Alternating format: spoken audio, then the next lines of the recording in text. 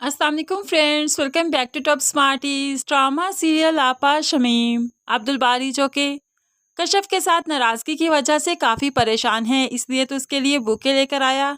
उसे बुके दिया तो कशफ का मूड भी सेट हो गया, लेकिन फिर शिकवा भी कर देती है।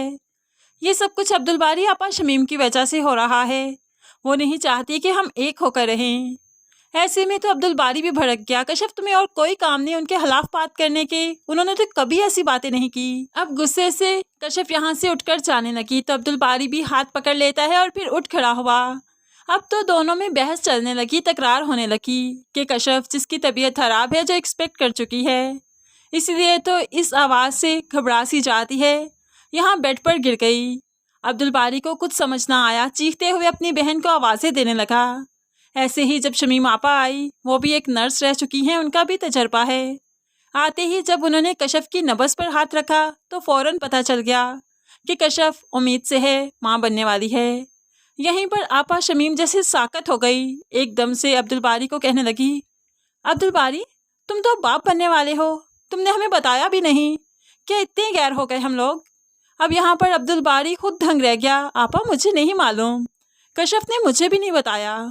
अब तो यहाँ पर आपा शमीम जैसे तैसे अब्दुल बारी को मुबारक देते हुए कमरे से निकली और बहुत परेशान है कि मैंने क्या कुछ नहीं सोचा था, इन्हें अलग कर दूंगी, लेकिन ये बच्चा जो बीच में आ गया, कशफ के तो पैर और मजबूत हो जाएंगे। अब्दुल बारी पहले ही उसे इतना चाहता है, अब तो कशफ की मोहब्बत का जादू सर चढ़कर बोलेगा। मैं आखिर करूँ तो करूँ क्या?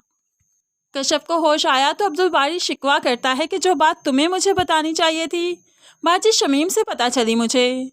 तो कशफ भी चुप कर जाती है, क्योंकि सब कुछ बाजी शमीम ही तो कर रही हैं, वही तो करता धरता है इस घर की।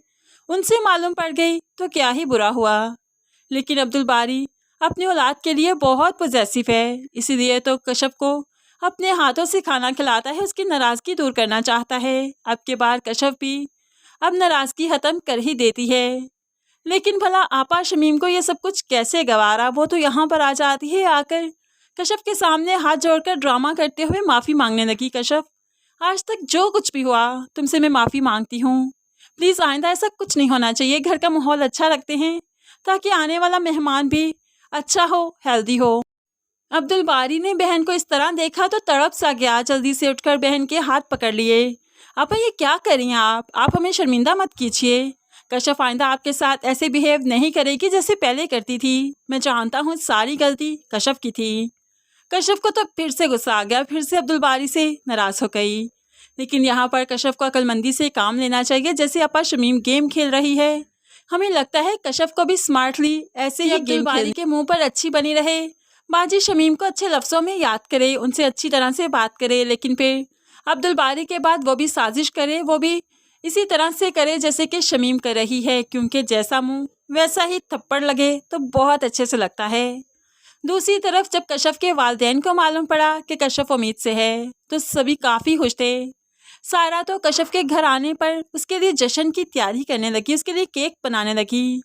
तो माँ सायरा से कहने लगी, सायरा, तुम्हारी वजह से बहुत परेशान हूँ, तुम कैसे ये सब कुछ कर रही हो मैं समझ सकती हूँ। तो सायरा कहने लगी, क्या हो गया अम्मी आपको? क्या मैं इतनी खुदगर्ज हूँ कि अपने दुख में अपनी बहन की खुशियों को भूल जाऊँ? क्या आपने ऐसा समझ रखा मुझे? मैं वाकई कशफ के लिए बहुत खुश हूँ। नो डाउट कि सायरा कशफ के लिए बहुत खुश है, लेकिन फिर भी कहीं ना कहीं अपने बच्चे को खोने का दुख तो उसे आज भी है। कशफ की ये खुशी देखकर उसे आज भी अपना वो खोया हुआ बच्चा याद आ ही गया।